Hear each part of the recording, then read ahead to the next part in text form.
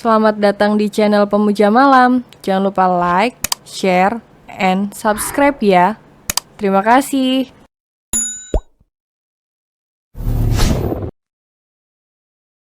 Episode 16, Jadilah Istriku yang Sesungguhnya. Ada rasa marah luar biasa, tapi Nyonya Claudia menahan itu semua. Karena ingin mendengar penjelasan Butler lebih jauh lagi, sampai pada dugaan kalau sang iblis memilih Els dan bayinya jadi tumbal.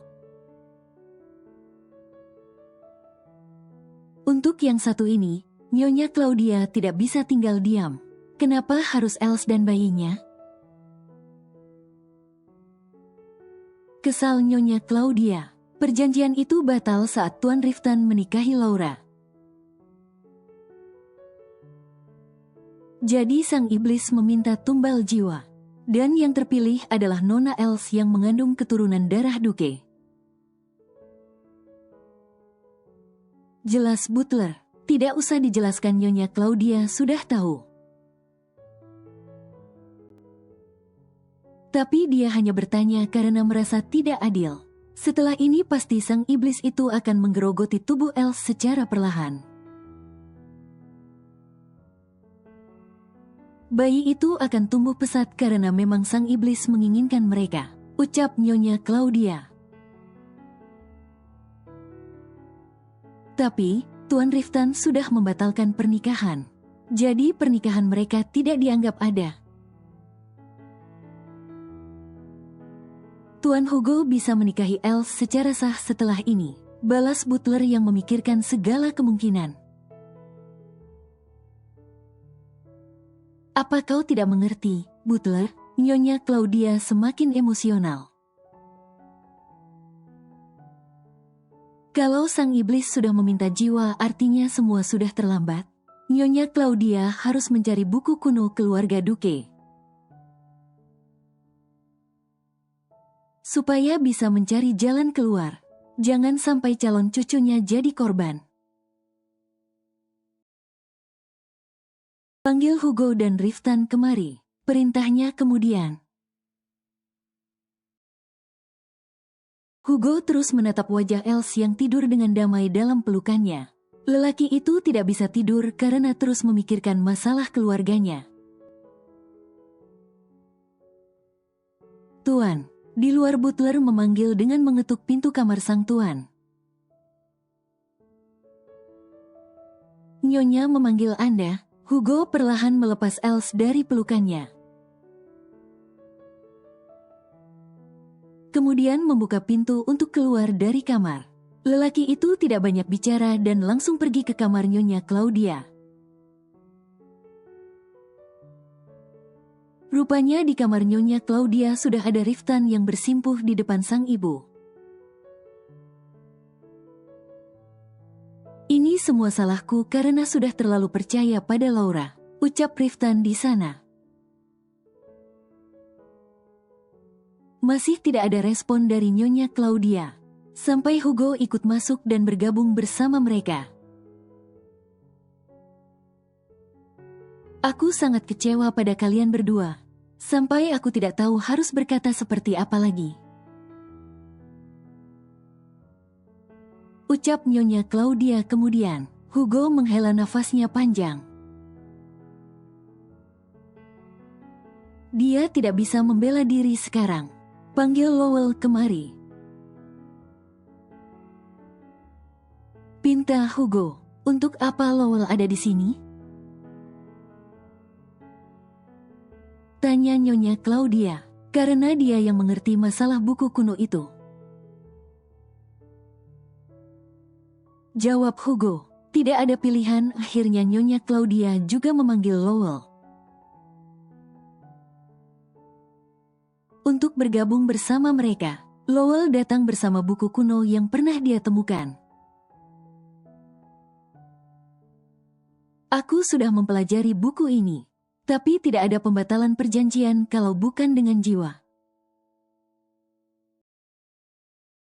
ungkap Lowell yang tidak mau berbasa basi. Memang untuk situasi sekarang, Tidak ada waktu untuk saling menyalahkan selain mencari solusi. Nyonya Claudia menatap buku kuno itu dengan tatapan sulit diartikan. Karena dia merasa trauma, jauhkan buku itu. Pintanya seraya memegang kepala. Ingatan tentang sang suami langsung terngiang di kepalanya. Tapi dia tidak punya waktu untuk memikirkan hal itu berlarut-larut. Jadi, apa solusi yang kalian tawarkan? Tanya sang ibu. Kalau aku membatalkan pernikahan, bukankah itu artinya pernikahan tidak dianggap ada? Jadi Kak Hugo bisa menikahi Els.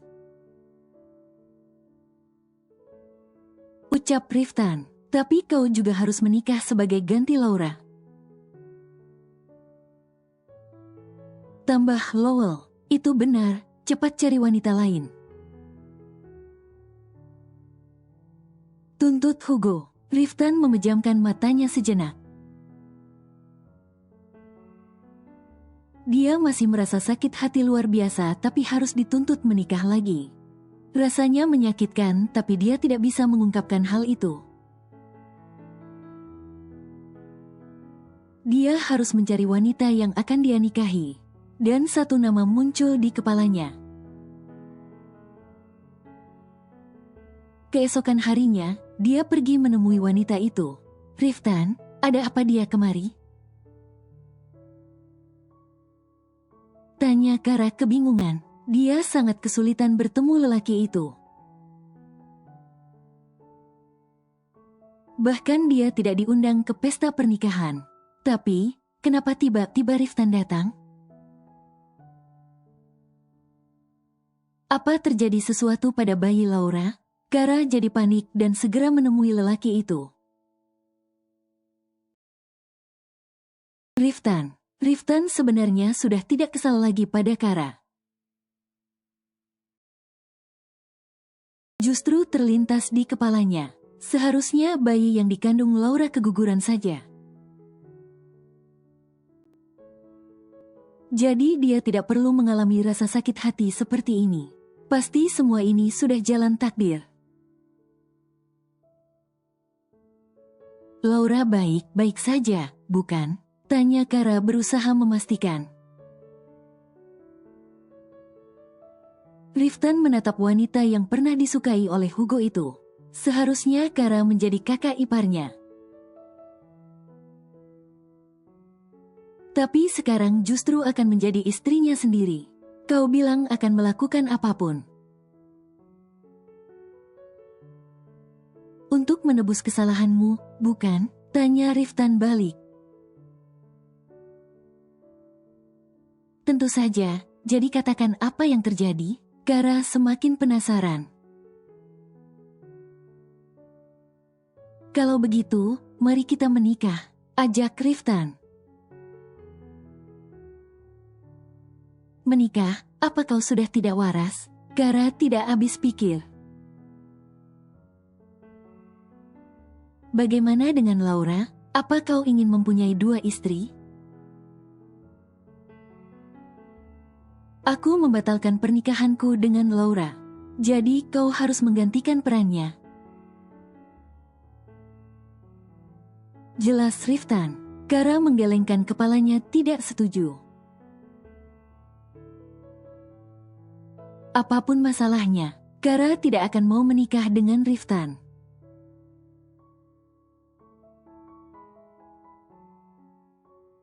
Apa ini sayang? Tanya Els saat melihat Hugo memberinya gaun pengantin. Hugo tidak mungkin memberitahu apa yang terjadi pada keluarganya. Apalagi Els tengah hamil muda. Pakailah, kita akan menikah. Pinta Hugo. Hah? Els tidak mengerti dengan apa yang lelaki itu katakan. Menikah. Ya, menikah. Jadilah istriku yang sesungguhnya. Jelas Hugo. Tapi, bagaimana dengan Kara? Tanya Els memastikan. Kenapa memikirkan Kara? Hugo tidak tahu kalau Els akan berpikir sejauh itu. Jadi, kau berpikir kalau aku akan menikahi Kara setelah kontrak kita selesai? Memang begitu alurnya, bukan? Tanya Els. Hugo menggelengkan kepalanya sebagai jawaban tidak akan pernah terjadi. Lantas bagaimana dengan bayi kita kalau aku melakukan semua itu? Hugo justru bertanya balik. Benar juga, semua memang tidak berjalan sesuai rencana awal. Bahkan ada bayi yang tidak berdosa hadir di antara mereka. Seharusnya dari awal aku memakai kontrasepsi. Jadi kau tidak perlu menikahiku karena terpaksa begini. Apalagi akan menjadi seorang ayah. Gerutu Els yang sebenarnya juga tidak siap menjadi seorang ibu. Maafkan aku, Els. Aku akan menebus semuanya. Hugo berbicara lembut sekali bahkan mencium perempuan itu. Pokoknya Hugo yang suka memerintah sembarangan sebelumnya tidak ada lagi. Jadi, ayo cepat menikah, ajak Hugo. Karena sudah terbiasa bersikap patuh, Els memakai gaun pengantin itu dan mengikuti Hugo. Saat membawanya ke tempat pernikahan resmi, di sana Hugo bersungguh-sungguh mengucapkan janji suci. Sampai hubungan keduanya sah sebagai suami istri. Sekarang tidak ada lagi Els si istri palsu. Els memegangi perutnya setelah acara selesai. Dia merasa gaunnya semakin ketat. Hugo buru-buru membuka resleting baju pengantin itu. Dia melihat perut rata Els mulai menyembul perlahan. Sayang, aku lapar. Els ingin sekali makan. Ayo kita pergi ke restoran. Ajak Hugo seraya menggandeng tangan sang istri. Aku tidak mau ke restoran tapi ke supermarket. Tolak Els. Awalnya Hugo tidak merasa curiga.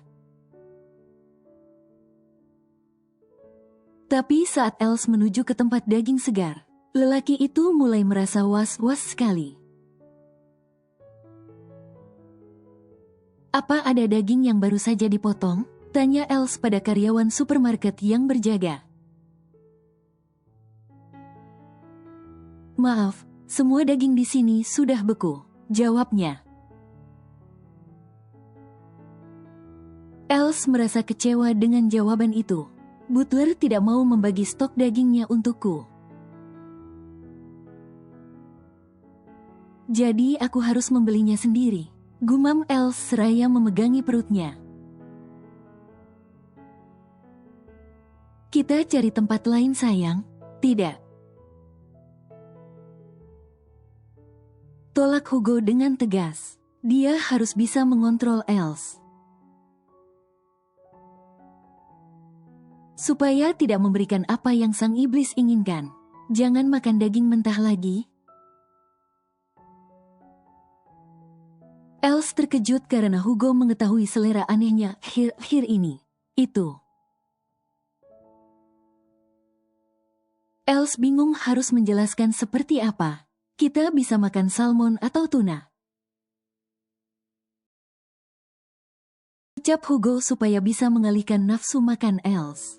Els setuju. Dan mereka akhirnya pergi ke restoran Jepang yang menjual makanan fresh. Di sana Els cukup lahap memakan semua yang serba mentah. Ini tidak cukup, aku merasa haus. Ucap Els seraya meminum air putih tapi tidak suka karena rasanya pahit. Aku mau jus sayang. Saat jus datang pun, lidah Els menolak minuman manis. Apa yang kau inginkan? Tanya Hugo. Tiba-tiba saja mimik wajah Els jadi berubah seperti kerasukan. Aku ingin darah, jawabnya.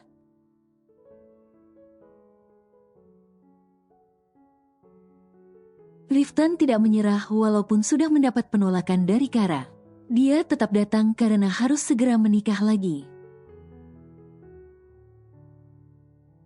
Kali ini lelaki itu nekat meminta izin pada orang tua Kara.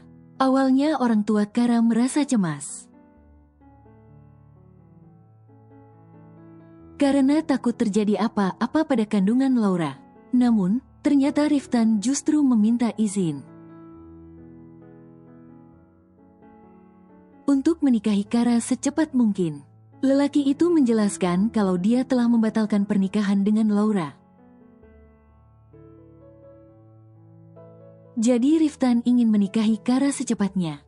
Anak itu bukanlah anak saya. Jadi saya meminta bantuan untuk menyelamatkan nama keluarga Duke, ucap Riftan. Karena sudah lama mengenal keluarga Duke, tentu saja orang tua Kara mengizinkan. Dengan restu itu, Riftan bisa menikahi Kara sekarang. Aku masih tidak mengerti apa yang sebenarnya terjadi, ucap Kara yang masih menolak. Kalau kau menikah denganku sekarang, Kak Hugo pasti akan berterima kasih padamu. Balas Riftan ambigu, dilihat dari mimik wajah Riftan. Sepertinya lelaki itu memang tidak main-main. Pasti telah terjadi sesuatu dengan keluarga Duke. Hanya perlu menikah dan status, bukan? Tanya Kara. Ya, hanya itu. Balas Riftan yang sudah putus asa. Baiklah, Kara akhirnya setuju. Jadi, Riftan bersama orang tua Kara langsung mengadakan upacara pernikahan singkat. Setelah ini Riftan pasti akan mengumumkan pembatalan pernikahannya bersama Laura. Riftan meminta Kara untuk ikut bersamanya pulang ke mansion keluarga Duke. Tapi, Kara merasa ragu. Karena sebelumnya keluarga Duke tidak menyukainya setelah insiden Laura. Tidak apa-apa, walaupun kita menikah tiba-tiba, kau tetaplah istriku. Ucap Riftan berusaha menenangkan perempuan itu. Kara berusaha mengendalikan diri. Namun ketika sampai di mansion keluarga Duke, dia kembali gugup. Di sana Nyonya Claudia sudah bersiap menyambut menantu barunya. Kara, akhirnya kau jadi menantuku. Walaupun dengan anakku yang lain, ucap Nyonya Claudia saat menyambut perempuan itu. Kara membungkukkan badannya dengan hormat. Selamat datang di keluarga Duke. Sedetik kemudian butler datang dan memberikan Kara segelas minuman merah seperti menantu lainnya. Minumlah, pinta Riftan. Kara tidak mengerti, tapi tetap mengambil minuman merah itu dan meminumnya. Semua yang melihat itu harap-harap cemas, karena takut Kara merasakan pahit. Saat Kara menghabiskan minumannya, Riftan langsung bertanya, Bagaimana rasanya? Tanya Riftan. Rasanya manis, jawab Kara. Semua jadi merasa lega mendengar hal itu.